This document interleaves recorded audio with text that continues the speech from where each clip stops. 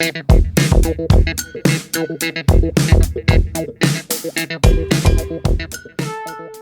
guys, what is up? This is Matthew Davis, me once again. Welcome back to the movie review. This time it is going to be on Brokeback Mountain.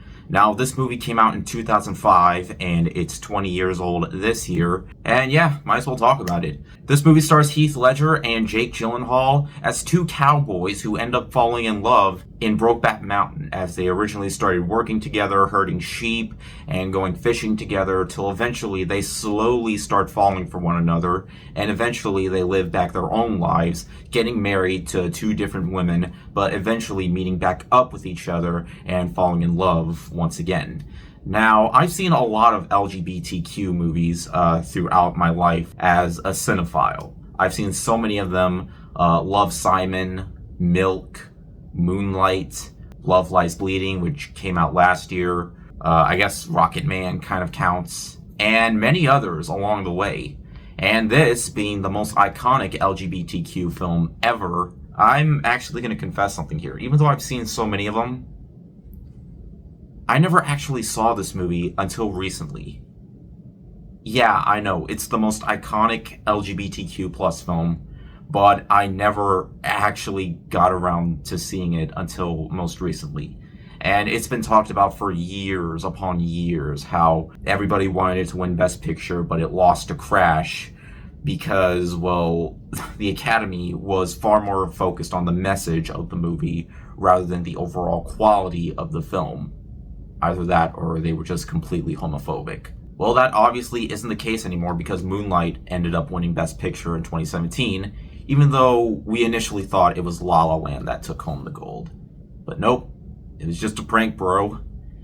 Even though it wasn't a prank at first, they really did thought, but you know, there have been more shocking things to happen during the Academy years later. But yeah, I can definitely see why people would be upset that this lost over Crash. But yeah, and after watching the movie, I really am upset at myself for not watching this movie sooner, because I don't know why I didn't watch it sooner. Because of the fact that it was so iconic and one of Ang Lee's most popular films, I can definitely understand where the popularity came in and why it was such a big movie to come out, because it's a very deep film, and it was one of the earliest examples of LGBTQ plus relationships, despite the fact that throughout a major portion of the movie, they're seen being with women and having children of their own. But it's really a lot more than just an LGBTQ relationship, as throughout the film, they, despite the fact living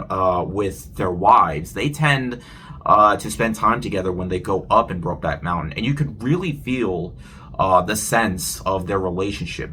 The fact that, you know, they always want to be with one another, but they feel like it's kind of forbidden, especially since they don't really go out and tell the world that they're in love.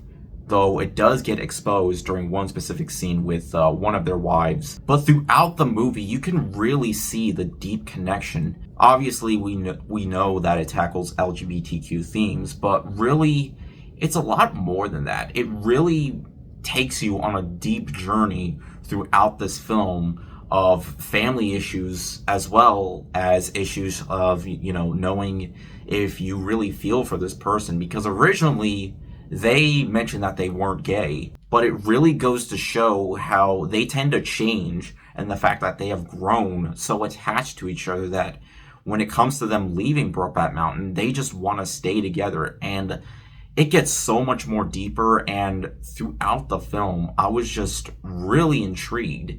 And I really liked the direction that Ang Lee was going with these two. Jake Gyllenhaal and Heath Ledger, may Heath Ledger rest in peace, really have great chemistry throughout the film. It definitely started off very slow, but that build up to when they first end up having a relationship, and the way that the direction goes, and the way that the film is shot, I still feel like for 2005, it still holds up really well.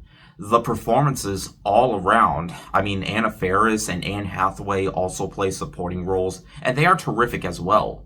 Everybody in this movie. The direction was just super spot on, that it really gave more to the characters in terms of their performances by these actors. These beloved actors that would go on to do much bigger things, Heath Ledger in particular, His last role being the Joker, which he won an Academy Award for. And of course, Jake Gyllenhaal getting much bigger roles like Nightcrawler. But of course, this being one of his most iconic films, it still manages to hold up, especially with the fact that the LGBTQ plus community is a lot bigger now than it ever was back then. The fact that it was more common and that we see it a lot more nowadays. And the drama is there too, as this is not a very happy, joyful, uplifting romance film. No, there is a lot of drama, which is something I expected, specifically with the last act, and it hit hard.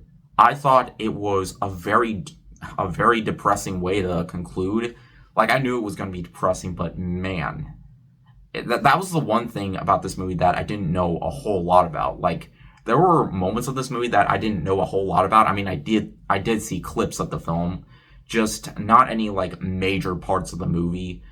But really, it's one of these films that, while it's fantastic, but it's certainly not one of those films that are super rewatchable if you're very sensitive to emotional themes. Because this movie definitely has a lot of them. It's both very heartbreaking, but at the same time can also be very satisfying, knowing the fact that I cared for these characters. They felt like real people. With Jake Gyllenhaal and Heath Ledger's terrific performances, they really managed to keep this film going. And it's surprising that they really aren't on screen together as much. So it shows that it's a lot more than just your typical LGBTQ film. It's a lot more than that. It has themes that make it feel more like a film focused on, them as characters rather than just their relationship. And I really see what Ang Lee was going for in terms of making this film. And after watching it, yeah, I can see why it was upsetting that it didn't win Best Picture, and I feel like it definitely should have.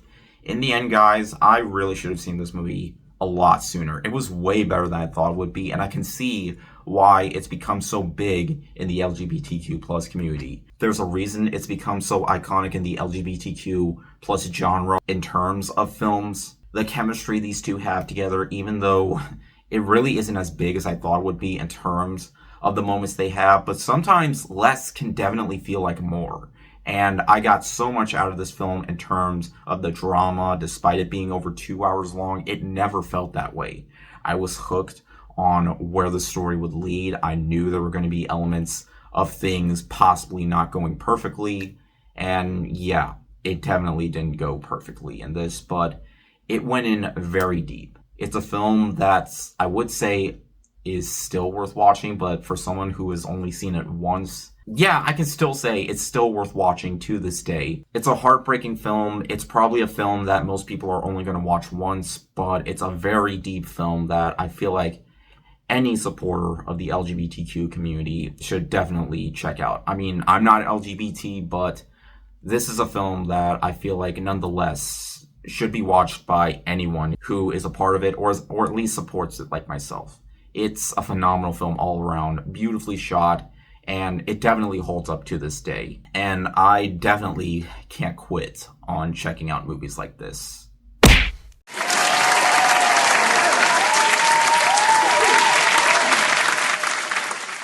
I actually wasn't entirely sure if I really wanted to review this movie since it's an older film, and on rare occasions I do review older films, but since we're still in Pride Month and this is the film's 20th anniversary, yeah, I figured, why not?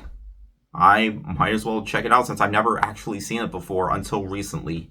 But I'm glad I finally did. And I saw it on the big screen too. So it's an experience I'll definitely remember. Except there were some people talking during some of the scenes. Those are the types of moments that I wish I could forget. And hey, this is a film that I never want to forget. Even though there are times where I kind of wish I did want to forget just due to how depressing it can be. It's something that I still don't want to forget. Just to remind myself that, yeah, it definitely hit hard.